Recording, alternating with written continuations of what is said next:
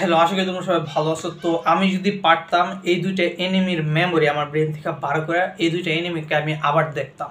কারণ একবার একটা এনিমি দেখে ফেললে, ঘটনা যাই না ফেললে, তারপর ওইটা দেখার এতটা মজা লাগে না।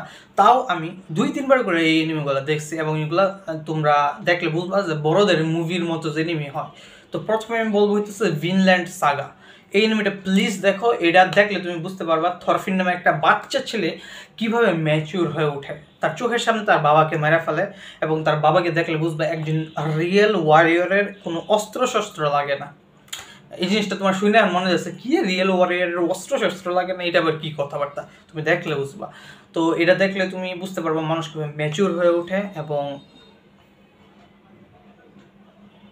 কোনো অ্যাডাল্ট ওইসব সিন নাই, কিন্তু খুবই মারামারি খুনাখুনি রক্তারক্তির সিন আছে। এগুলো দেখলে তুমি বুঝতে পারবা পলিটিক্স কি, পলিটিক্স নিয়ে অনেক কিছু বুঝতে পারবা যে আসলে তোমাকে যে মারতেছে সেও ইচ্ছা করে মারতেছে না, তার উপরে যে আছে সে অর্ডার দিছে দেখে মারতেছে, তার ইচ্ছা না থাকা সত্ত্বেও মারতেছে।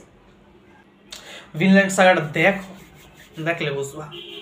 তোমার বয়স যদি মিনিমাম 14-র উপরে হয় তাহলে দেখো, এর নিচে হইলে তুমি গিয়া টম এন্ড জেরি দেখো। কিন্তু তোমার যদি 14-15 হয়ে যায় তুমি দেখতে পারো, আশা করি। আমার 18, আমি দেখছিলাম আরও 1-2 বছর আগে। তারপর হইতেছে মনে করো বাকি এনিমিটা, এটা আমি 2-3 বার দেখছি। এটা দেখলে তোমার মানে এটা আমি যখন দেখি আমি জাস্ট ঘামতে থাকি, ফ্যানের সামনে বসে থাকলেও ঘামতে থাকি। মানে আমার ব্রেইন এতটাই মানে এটারে মজা পায়।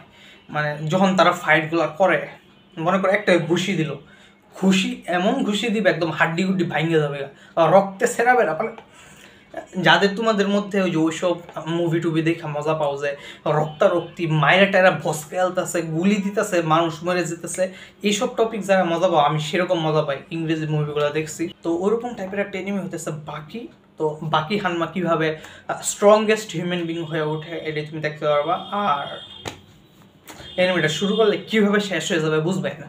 তোমরা অনেক ভাগ্যবান যে তোমরা এখন এই দুইটা এনিমি দেখছো না। আমি যদি পারতাম আমার ব্রেন থেকে আউট করতাম মেমোরিগুলো, তারপর এই দুইটা এনিমি আমি আবার দেখতাম। কিন্তু এখন আমি দেখবো, আরেকবার আমি রিওয়াচ করবো ভিনল্যান্ড সাগা।